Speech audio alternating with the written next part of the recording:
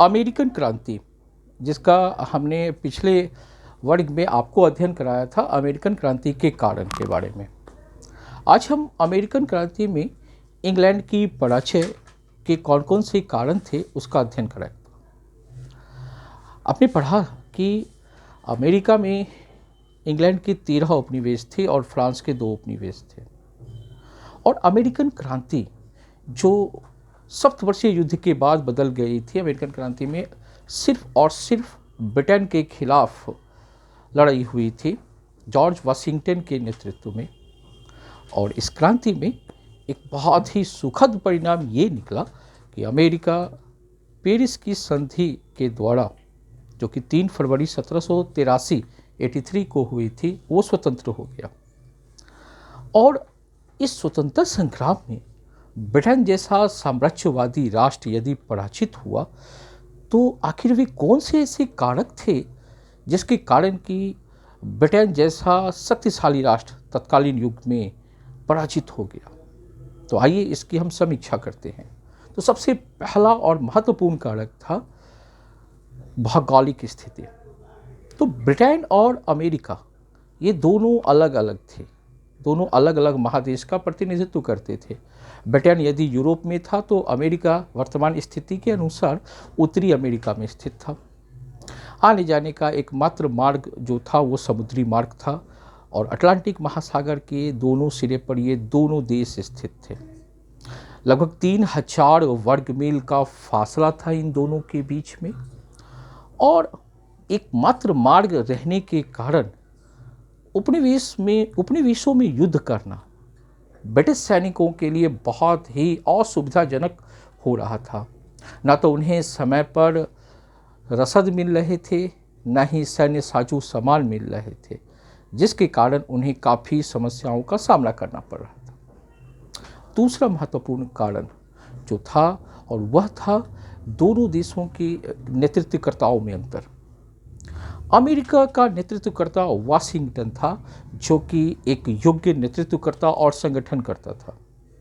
Washington ने एक साधन विहीन देश को एक समर्थ देश के खिलाफ युद्ध में विजय प्राप्त करवाया, तो सिर्फ और सिर्फ अपने नेतृत्व क्षमता के बल पर।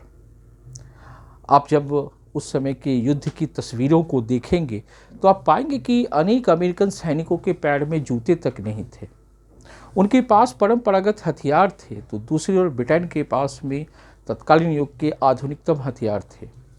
लेकिन इनके पास एक चीज़ थी जो उनके पास नहीं थी, और वह थी वाशिंगटन जैसा नेतृत्वकर्ता होना और अदम्य राष्ट्रवाद का होना। अब तीसरा महत्वपूर्ण कारण था कि जॉर्ज तृतीय, जो कि अमेरिकन क्रांति के समय इंग्लैंड का शासक था, वो एक अयोग्य और निरंकुश शासक था। उसकी मंत्रियों से बनती नहीं थी। फलस्वरूप जो निर्णय लिए जाते थे युद्ध के दौरान, वे अधिकतर निर्णय असफल होते चले गए।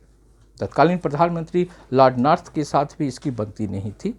इस प्रकार असमंजस और नेतृत्व तथा उनमें ली गई जो निर्णय थे उनमें अक्षमताओं ने इन्हें युद्ध में पराजित कर दिया।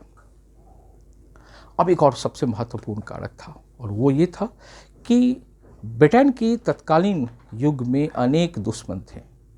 सबसे बड़ा दुश्मन उसका फ्रांस था, जो कि सप्तवर्षीय युद्ध में पराजित होने के बाद बदला लेने के लिए तैयार था।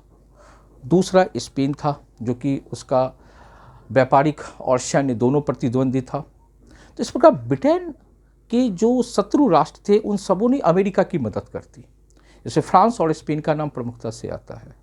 फ्रांस ने तो लफाइते के नेतृत्व में अपनी एक सैन्य टुकड़ी तक अमेरिका में भेज दी और उसे आर्थिक सहायता प्रदान की। इस प्रकार तत्कालीन यूरोप के 2 शक्तिशाली राष्ट्रों ने अमेरिका की मदद की। इन सभी कारकों ने मिलकर अमेरिकन स्वतंत्रता संग्राम में एक तरफ ब्रिटेन को पराजित करवा दिया, तो दूसरी तरफ अमेरिका को जीत दिला दी।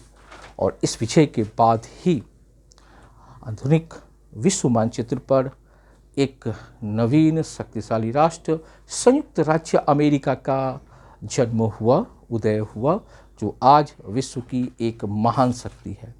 तो आज हमने अध्ययन किया अमेरिकन क्रांति में ब्रिटेन की पराजय के प्रमुख कारकों को। अब फिर अगले अध्याय में हम अध्ययन करेंगे आखिर अमेरिकन क्रांति जो हुई उसके परिणाम कौन कौन से हुए। तो चलिए, सुरक्षित रहिए, सतर्क रहिए और खुश रहिए और अपने जीवन को बहुत ही मुस्कुरा कर जिए। चलिए।